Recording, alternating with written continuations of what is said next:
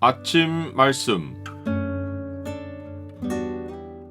오늘 본문 말씀은 누가복음 11장 29절에서 36절입니다.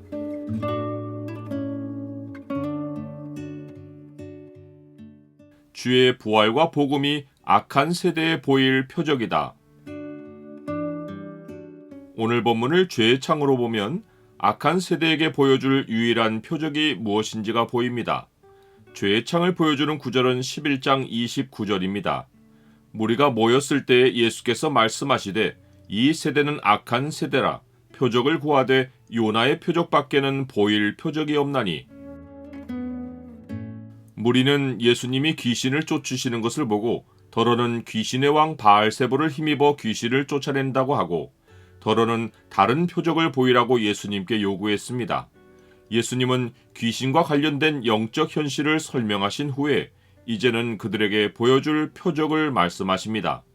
이 세대는 악한 세대라 표적을 구하되 요나의 표적밖에는 보일 표적이 없나니 요나가 니느웨 사람들에게 표적이 됨과 같이 인자도 이 세대에 그러하리라.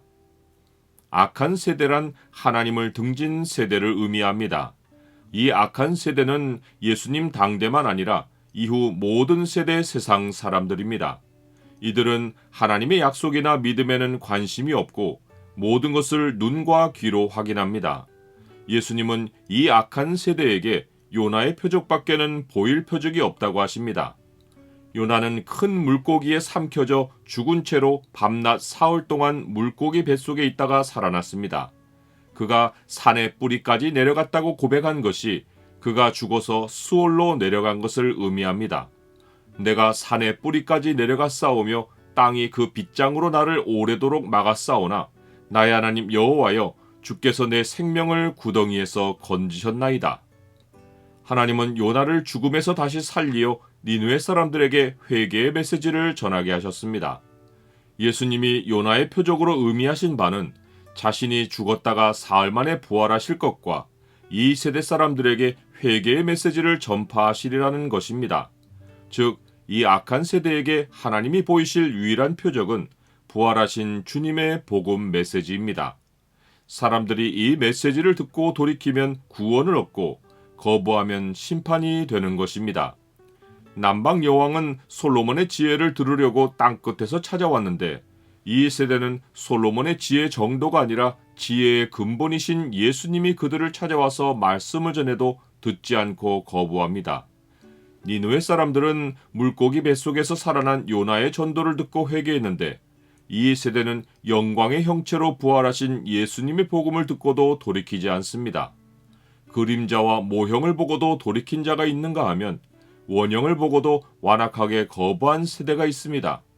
이러한 악한 세대에 대해서 심판 때에 남방 여왕과 니느웨 사람들이 하늘 법정에서 일어나 이 세대를 정죄할 것입니다.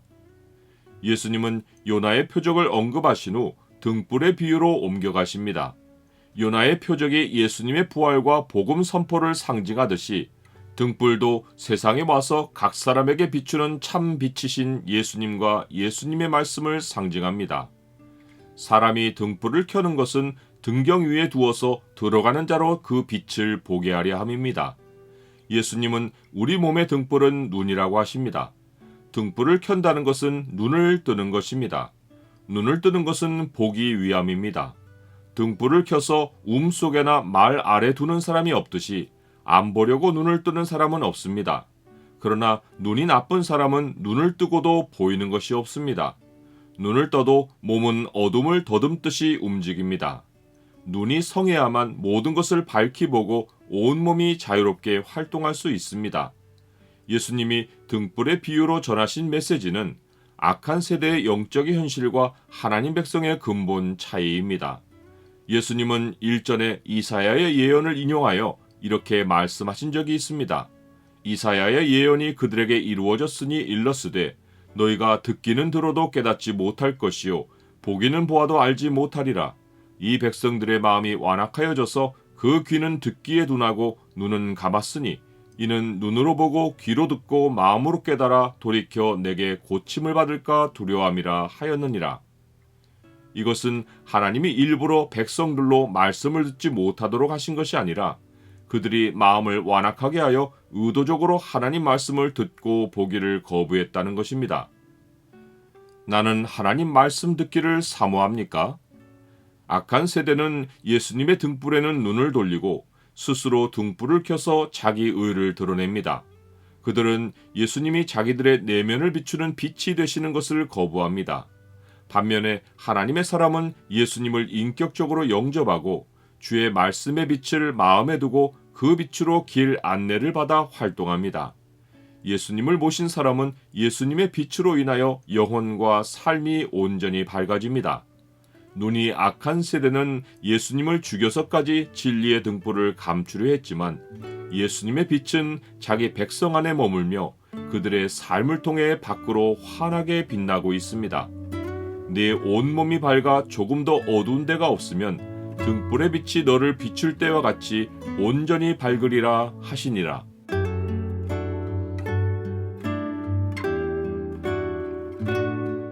주님, 눈과 귀로 만족하려는 이 악한 세대에게 주는 부활과 복음을 살아있는 표적으로 보이십니다.